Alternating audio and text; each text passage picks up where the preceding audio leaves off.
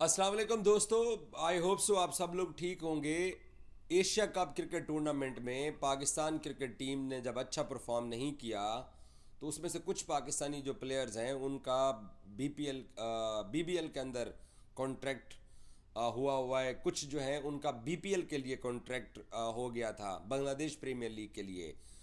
और Pakistan cricket board ने यह ऐलान कर दिया है और तमाम प्लेयर्स को ईमेल, जब वो लाहौर उतरे हैं लड़के तो उन्होंने अपने अपने मोबाइल चेक किए तो सबको ईमेल आ गया, जो लाहौर में रहते भी थे उनको भी, कि पाकिस्तान क्रिकेट बोर्ड ने प्राइवेट लीग्स, जो इंटरनेशनल लीग्स होती हैं, उनके लिए एनओसीज़ को होल्ड कर लिया है। ये हमारा मीडिया सुबह से ये खबरें चला रहा है कि एनओसी मुअत्तल कर दिए गए हैं। ऐसी कोई खबर नहीं है, ये बिल्कुल झूठ है।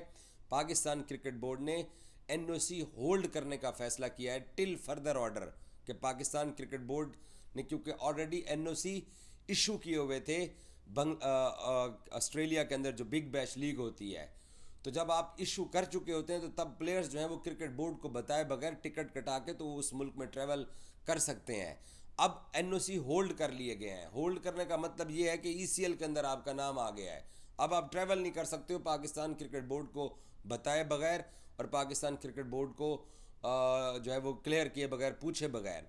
तो एनओसी होल्ड कर लिए गए। अब बाबर आजम का एनओसी भी होल्ड कर लिया गया, रिजवान का एनओसी भी रोक दिया गया, शाहीन शाह अफरीदी का भी एनओसी रोक दिया गया, क्योंकि ये बीबीएल के अंदर जब इन प्लेयर्स का इंतखाब था, मैं उस दिन ड्राफ्टिंग के अंदर मेलबर्न में मौजूद था, तो मैक्स जो है मेलबर्न स्टार्स के सीईओ, उन्होंने हमारे साथ, सॉरी मैनेजर हैं मेरी, हमने उनका इंटरव्यू किया था। तो मैंने मैक्स से पूछा था कि आप इन प्लेयर्स को ले रहे हैं तो कल को पाकिस्तान क्रिकेट बोर्ड इनको अलाउ नहीं करता, तो उन्होंने कहा कि पाकिस्तान क्रिकेट बोर्ड ने इनके एनओसी इशू कर दिए हैं, हमने इन प्लेयर्स में अपनी दिलचस्पी जाहिर की थी तो इनके एनओसी इशू हो चुके हैं। और ये पहली मरतबा हुआ था कि पाकिस्तान के 6 प्लेयर्स बीबीएल ने उठाए थे, और ये पहली मरतबा हुआ था कि ड्राफ्टिंग में प्लेयर्स की पिक से पहले ही प्लेयर्स को एनओसी भी पाकिस्तान क्रिकेट बोर्ड ने दे दिए थे। और उसमें आकिब जावेद जो हैं उन्होंने एक ब्रिज का रोल प्ले किया था बिटवीन क्रिकेट बोर्ड, क्रिकेटर्स और क्रिकेट ऑस्ट्रेलिया।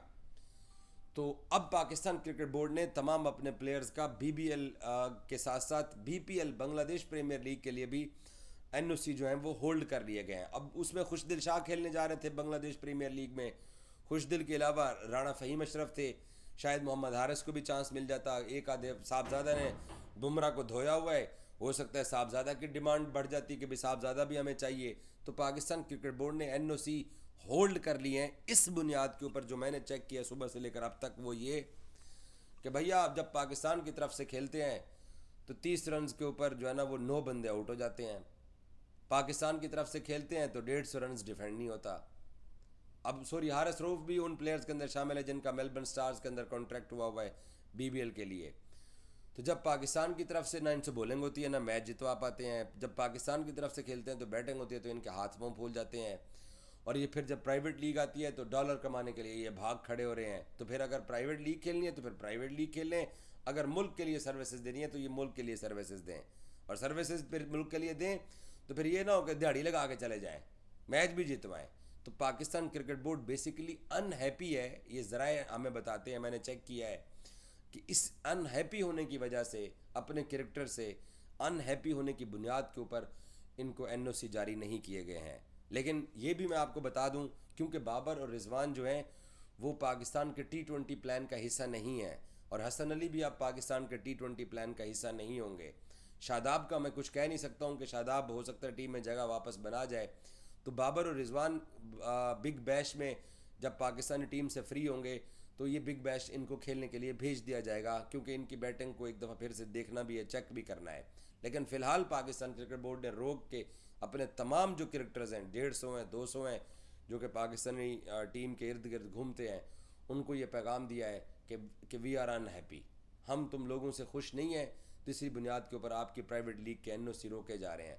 अब जो बाकी प्लेयर्स हैं जिनको बीबीएल की तरफ से तो शायद रिप्लेसमेंट के ऊपर प्रॉब्ली नसीम शाह का हमें बोला गया था कि नसीम शाह रिप्लेसमेंट के तौर के ऊपर पिक हो सकते हैं, या फ़खर जमान या साइम अयूब का भी सुनने में आया था।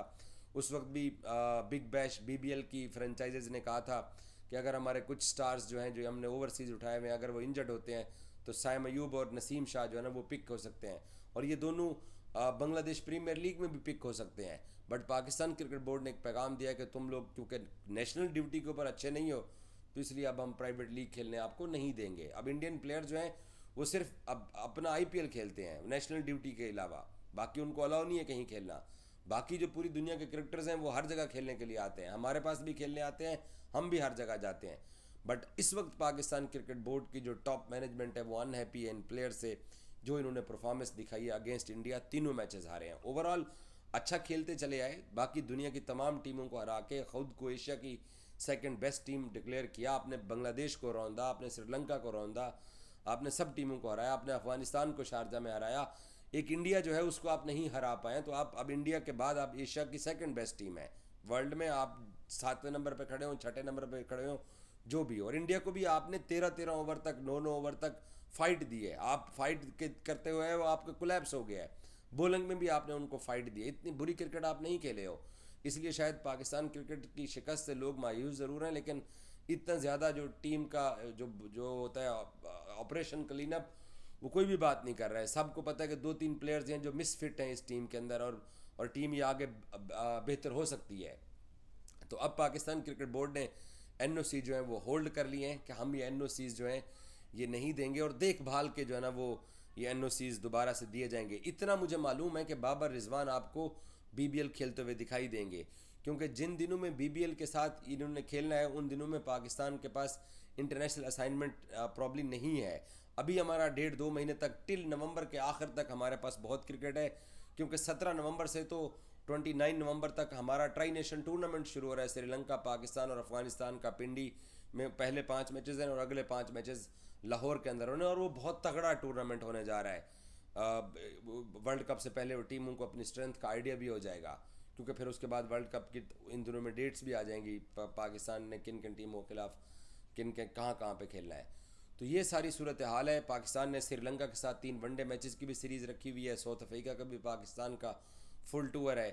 तो अब दिसंबर में प्रॉब्ली प्लेयर्स हैं तो फ्री, लेकिन बाबर रिजवान इन सब के सेंट जो हैं वो एनओसी वो पाकिस्तान क्रिकेट बोर्ड ने रोके हैं। जो मैंने चेक किया है कि बोर्ड अनहैप्पी है। बोर्ड ये कहता है कि यार नेशनल ड्यूटीज़ के ऊपर इन लोगों की परफॉर्मेंस बिल्कुल ज़ीरो है, और अगर बाबर रिजवान जो हैं वो अगर टेस्ट मैचेस में, वनडे सीरीज़ में अच्छा कर जाते हैं तो हो सकता है कि इनको जाने दिया जाए।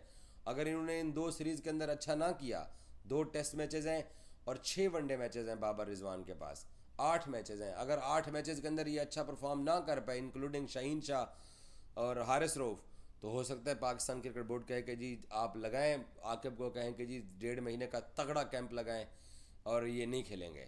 फिर क्या होगा? फिर लोग कहेंगे यार देखो इन प्लेयर्स का रोज़ी रोटी छीन लिया है।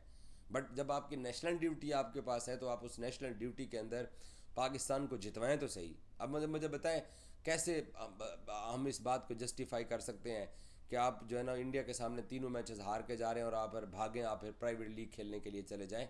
तो एक इदारे के तौर के ऊपर बोर्ड फिर इसी तरीके से रिएक्ट करता है, वो आपको रोक लेता है।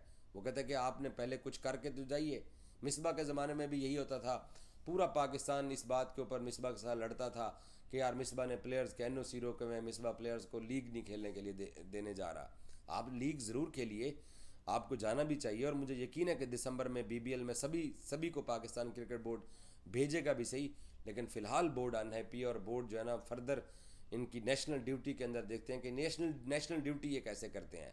और बाय द वे हम सब लोग अपने प्लेयर्स से इस बात के ऊपर अनहैप्पी हैं कि वो नेशनल ड्यूटी जो कि सबसे बड़ी नेशनल ड्यूटी होती है अगेंस्ट इंडिया, हम तीनों मैचेस हार गए हैं।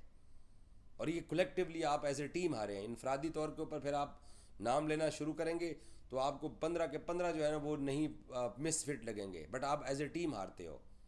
और as a team Pakistan cricket team ने इंडिया के सामने 3 मैचेस लूज़ किए हैं।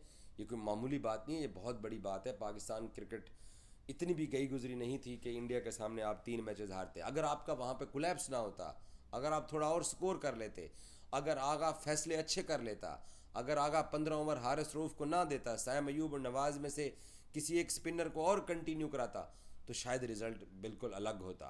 लेकिन फिर आगा साहब से भी गलतियाँ हुई हैं, पाकिस्तान के कोचिंग स्टाफ से भी गलतियाँ हुई हैं, और हमारे प्लेयर से तो गलतियाँ इतनी हुई हैं कि कौम जो है वो अभी भी सख्ते में है।